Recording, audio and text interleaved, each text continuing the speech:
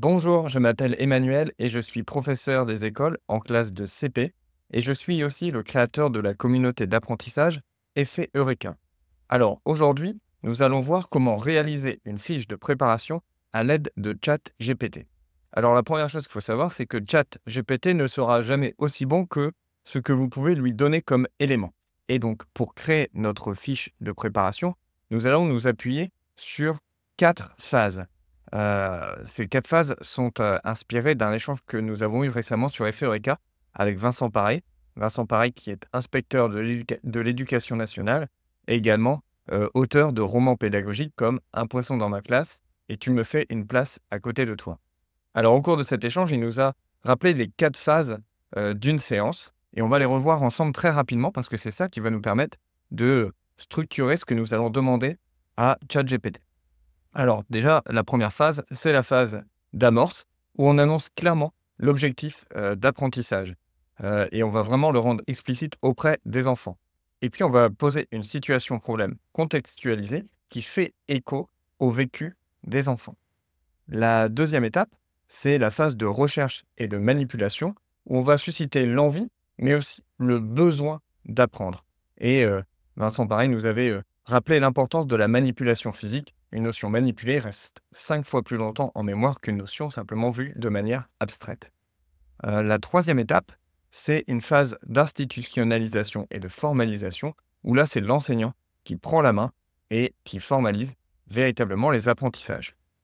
Ensuite, nous avons une dernière étape de réinvestissement et de transfert pour vérifier la compréhension.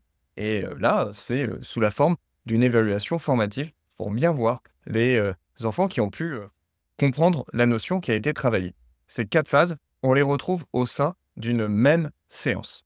Et puis Vincent nous termine la séance par la question qui tue. Est-ce que je suis capable de dire qui a appris quoi à la fin de la séance qu'il ne savait déjà? Voilà, je vous laisse méditer cette question. On va la poser à ChatGPT tout à l'heure. Alors, maintenant, on va rentrer dans ChatGPT et pour ça, on va créer un prompt. Voilà, alors nous sommes dans ChatGPT et j'ai commencé par rappeler que je suis professeur des écoles en CP. J'ai mis un petit peu d'enjeu pour que ChatGPT me donne le meilleur en disant: «Je vais me faire inspecter très prochainement et ce que je vais te demander là, c'est vraiment important pour ma carrière». Et donc on lui demande de nous créer une fiche de préparation. Alors, là pour, l'exemple, j'ai choisi, une fiche sur, les mathématiques et la construction de la dizaine. J'aimerais faire spécifiquement comprendre à mes élèves que le nombre se décompose en dizaines et unités, par exemple que 24 se décompose en 2 dizaines et 4 unités. Alors je lui ai demandé pour commencer de me proposer 5 idées d'objectifs pédagogiques avant de m'aider à construire la fiche de préparation. Et là j'ai réindiqué ce que Vincent nous avait, partagé. Cet objectif doit être clair, simple, unique et limité dans le temps. On va voir ses résultats.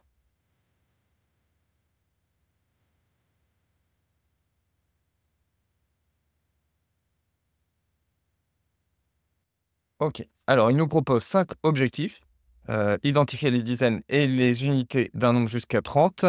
Donc voilà, les élèves sont capables de nommer le nombre de dizaines et d'unités dans un nombre donné à 30. Associer un nombre à sa décomposition en dizaines, construire un nombre avec des dizaines, comparer 2 nombres en fonction de leurs dizaines et unités, ça c'est super intéressant. Heu, en dizaines pour expliquer verbalement cette décomposition. OK, alors, on va en choisir un. Décomposer un nombre donné en dizaines et unités pour mieux le comprendre. Objectif, à la fin de la séance, les élèves pourront décomposer un nombre entre 10 et 30 en dizaines et unités et expliquer verbalement cette décomposition. Bon, ça me semble assez proche de ce que j'avais envie de faire. Alors, je vais lui proposer, un nouveau prompt pour qu'il me fasse cette fois la fiche de préparation. Ce prompt, c'est-à-dire cette question que je vais poser à ChatGPT, je l'ai déjà préparé en amont en intégrant les 4 phases que, nous avons abordées au début de la vidéo. Alors voilà, j'ai copié-collé, le prompt. Je lui ai demandé de jouer le rôle d'un didacticien en mathématiques et d'un pédagogue de classe mondialement renommé. Il va nous faire une fiche de préparation avec l'objectif 5 qu'il nous a proposé, c'est-à-dire décomposer un nombre donné en dizaines et unités pour mieux le comprendre. Et vous voyez que le prompt, il est assez long, parce qu'en fait, j'ai repris toutes les situations d'amorce, de recherche, d'institutionnalisation, de réinvestissement, de transfert, etc., dont Vincent Pareil nous avait parlé lors de notre session.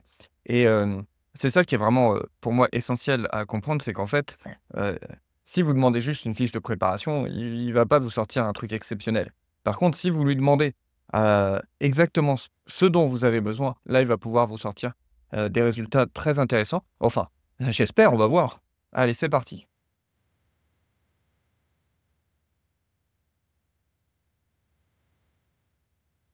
OK.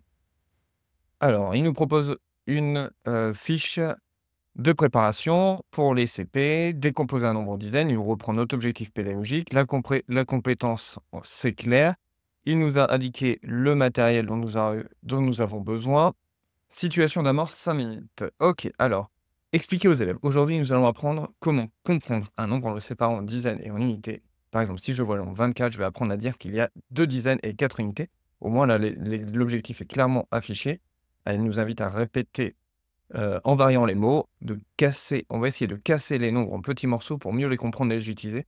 Alors là, vous voyez, en fait, moi, je suis pas tout à fait d'accord, même je suis pas du tout d'accord avec ce qu'il vient de dire. On va essayer de casser les nombres en petits morceaux pour mieux les comprendre et les utiliser. Je suis pas tout à fait enfin voilà, moi, je vais pas le formuler comme ça. Donc on verra si dans la fiche de préparation, on l'ajustera. Enfin voilà. En fait, c'est ça, c'est que, vous allez avoir une première version et ce sera à vous après de comparer avec ce que vous avez, comme attente et ce que vous avez comme connaissance du métier, parce que rien ne remplacera, votre expertise. Donc on va voir maintenant la situation problème, contextualisée. Imaginez que vous avez 24 billes et que vous voulez les ranger dans des boîtes de 10. Combien de boîtes pouvez-vous remplir complètement et combien de billes resteront en dehors des boîtes? Là, ça me semble un bon élément pour, décomposer. Ça me semble une belle situation problème. C'est un contexte qui parle aux élèves avec les billes. OK, il nous propose une discussion collective. Les élèves sont invités à réfléchir, à donner des réponses spontanées. OK, super. La deuxième étape, il nous propose une activité en binôme. Distribuer à chaque binôme une boîte de jetons. OK. But de l'activité, présenter plusieurs nombres et demander aux élèves de placer les jetons dans les boîtes de 10 et de laisser les jetons restants unités à côté. OK, donc là, il est parti d'une situation où il nous donnait un nombre et où les élèves devaient le restituer. Est-ce que c'est cohérent avec, la partie oui, c'est cohérent avec la situation problème qu'il nous, proposait. Est-ce que c'est bien cohérent avec l'objectif qu'on avait demandé? Décomposer un nombre en dizaines et en unités. Donc c'est exactement ce qu'on avait demandé, donc ça me semble une phase de recherche intéressante. Susciter l'envie et le besoin, l'enseignant peut poser des questions incitant la curiosité. OK, très bien, bon, on va voir ça et peut-être à affiner ici, sur cette partie-là. Nous avons ensuite la phase d'institutionnalisation et de formalisation. On va pas la regarder, hein, on voit qu'il nous reparle de la trace écrite, on voit qu'il nous fait un réinvestissement et un transfert ensuite. On va pas aller dans le détail. Là, ça c'est simplement pour vous montrer comment, ChatGPT peut, vous fournir les éléments. OK, alors maintenant qu'on a eu, cette réponse, ce qu'il va falloir faire, c'est continuer à dialoguer avec ChatGPT pour, ajuster, affiner, cette fiche de préparation en fonction de nos besoins, de nos objectifs. On pourrait lui demander, des éléments de différenciation, par exemple. On pourrait lui demander plusieurs autres éléments pour compléter notre fiche de préparation. Là, pour aujourd'hui, c'est une démo, on va juste rester, sur cet aspect-là.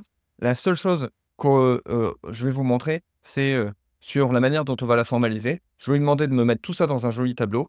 Donc voilà, j'ai copié-collé ce que j'avais préparé. Mets-moi les 4 phases de préparation dans un tableau avec les colonnes suivantes, durée, modalité, déroulé et puis on va voir ce qu'il nous fait.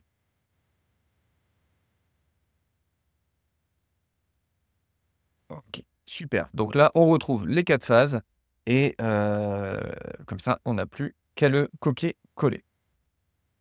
Voilà, alors nous venons de réaliser, un premier brouillon d'une fiche de préparation, autour des mathématiques. J'espère que cette démonstration de ChatGPT vous a plu. J'aimerais juste terminer par, quelques éléments. Alors, pour terminer cette vidéo, j'aimerais, vous donner quelques idées de là où ChatGPT peut vous aider, à préparer, une séance, une séquence, une programmation, à rédiger des commentaires de livret. Moi, je sais que personnellement, sur certains élèves, je suis comme devant une feuille blanche, j'ai pas d'idée et donc le fait de demander à ChatGPT une première version, un premier brouillon, bah, ça me met, le pied à l'étrier. À rédiger un PPRE ou, à réfléchir à un document préparatoire du PPCR si jamais on est inspecté, ou tout dossier administratif quel qu'il soit et puis encore plein d'autres potentiels. qui vous viennent peut-être à l'esprit. Mais voilà, on a vraiment une vraie richesse. La seule chose, c'est qu'il faut bien garder à cœur que ce n'est ici qu'un tout petit outil et que rien ne remplacera notre métier, notre expertise, notre compétence et la qualité relationnelle que nous construisons avec nos élèves. C'est pour ça que j'ai mis un gros cœur pour conclure cette vidéo.